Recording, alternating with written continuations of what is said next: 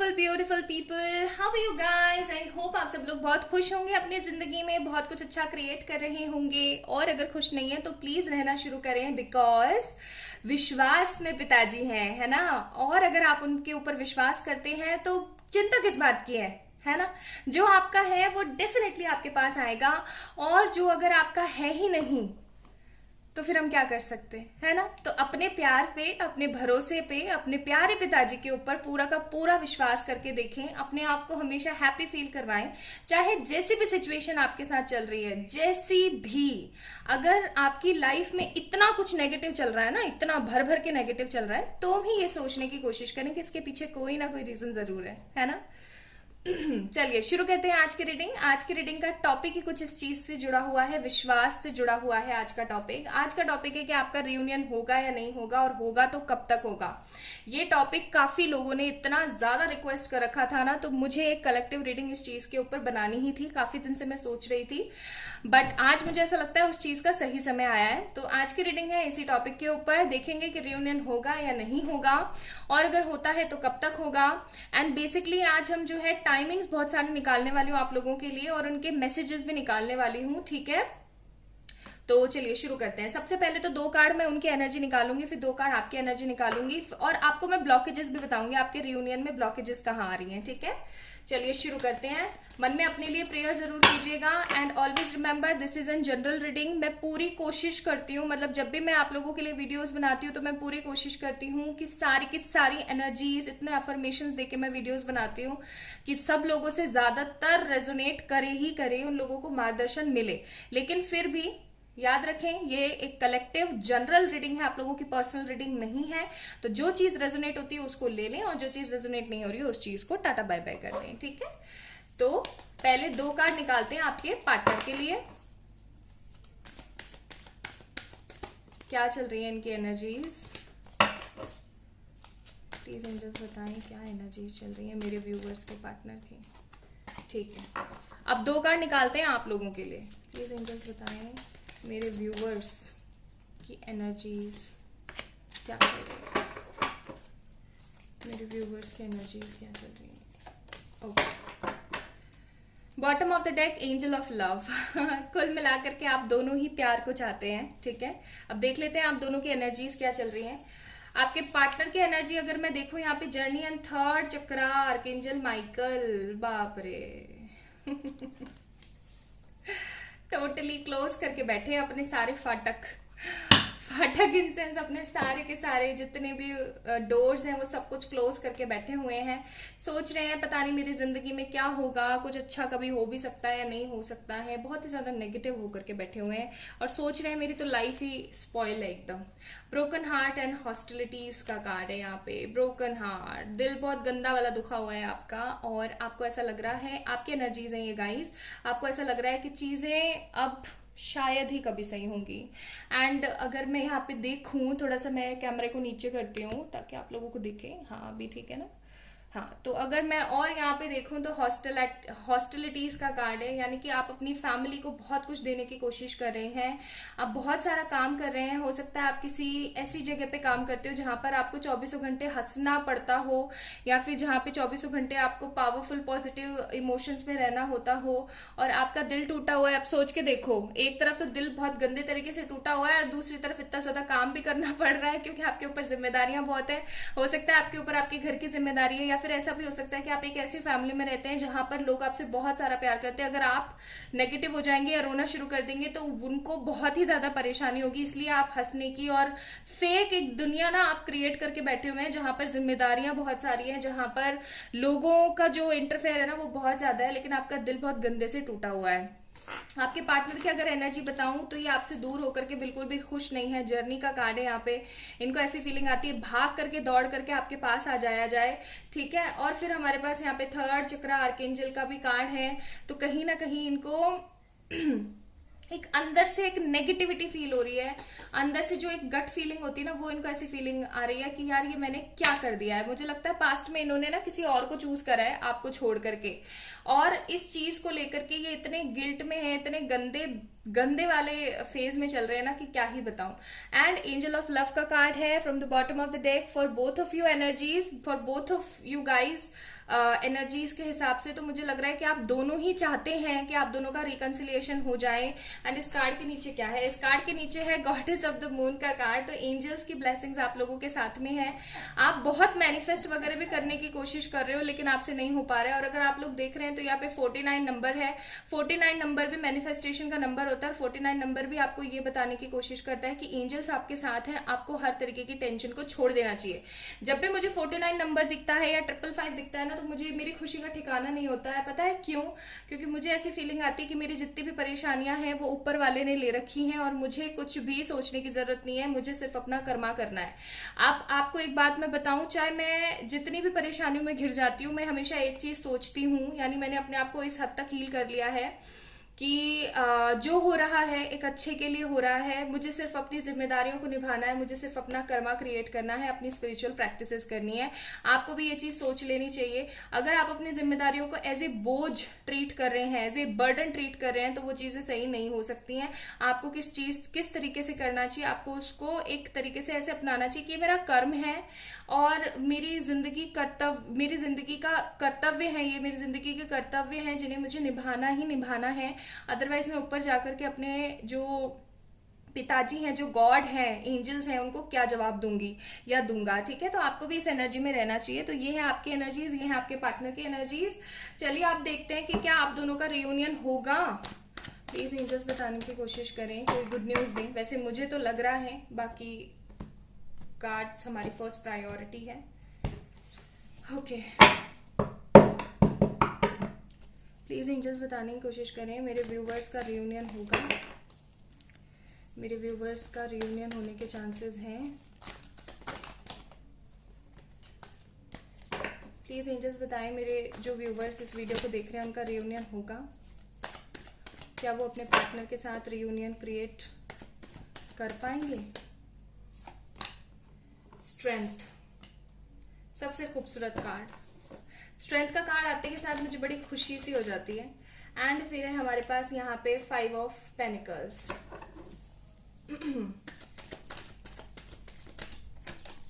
फिर हमारे पास 3 of swords. आप लोग कार्ड्स देखिए, कार्ड के नीचे कार्ड किस तरीके के आ रहे हैं। एंड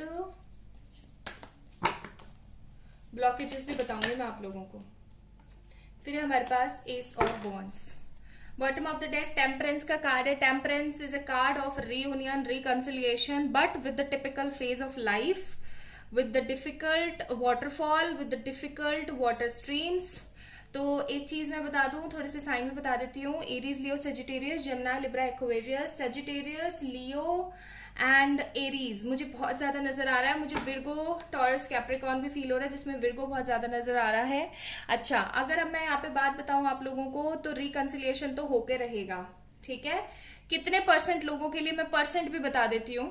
अगर परसेंट के हिसाब से मैं देखूं, आप लोग जो काम मैं बोल रही हूँ वो अगर करते तो आपका रियूनियन जरूर होगा। अभी बताती हूँ आपको क्या करना है।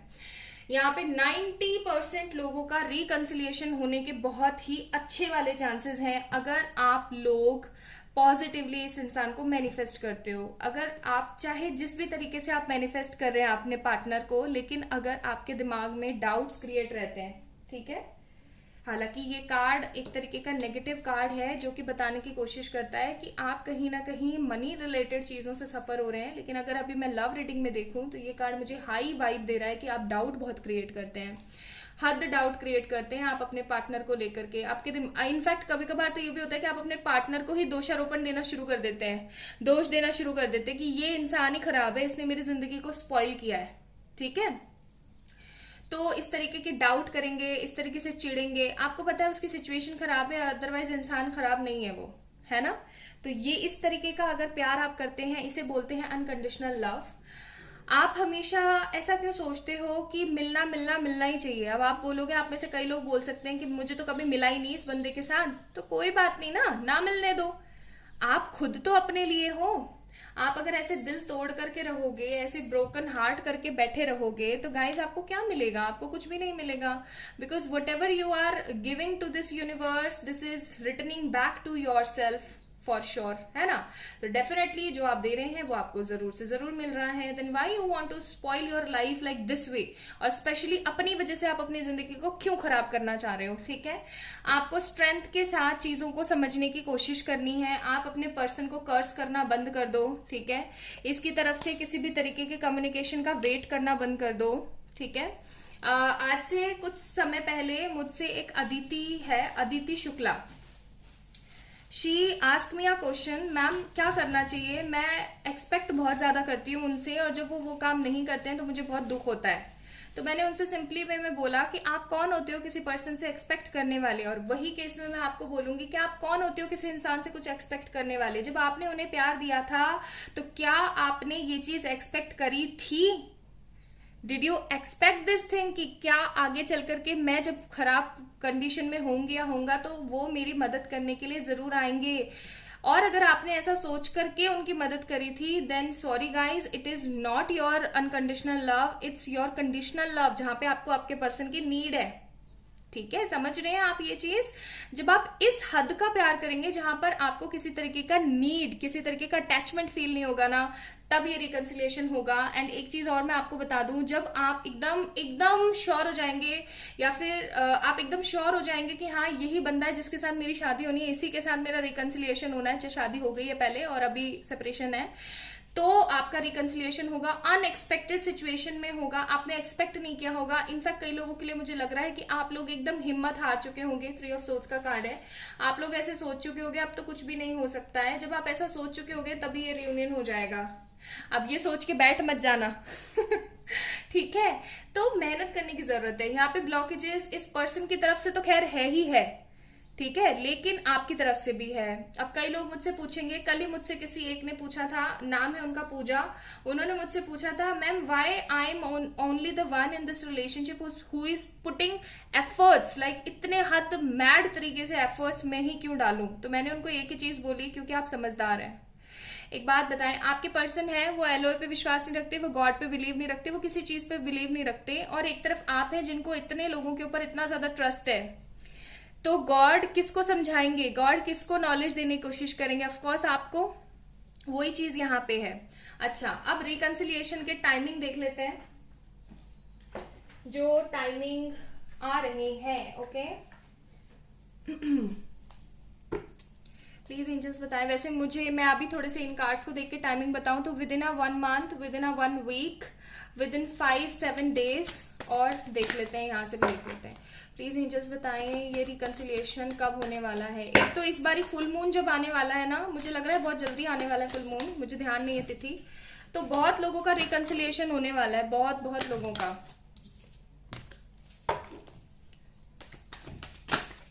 ओहो, व्हील ऑफ फॉर्च्यून, जो कार्ड्स निकले हैं ना मैं उनको लूंगी जरूर, ठीक है। 9 ऑफ वॉन्ड्स एंड हमारे पास नाइट ऑफ वॉन्ड्स भी आया है।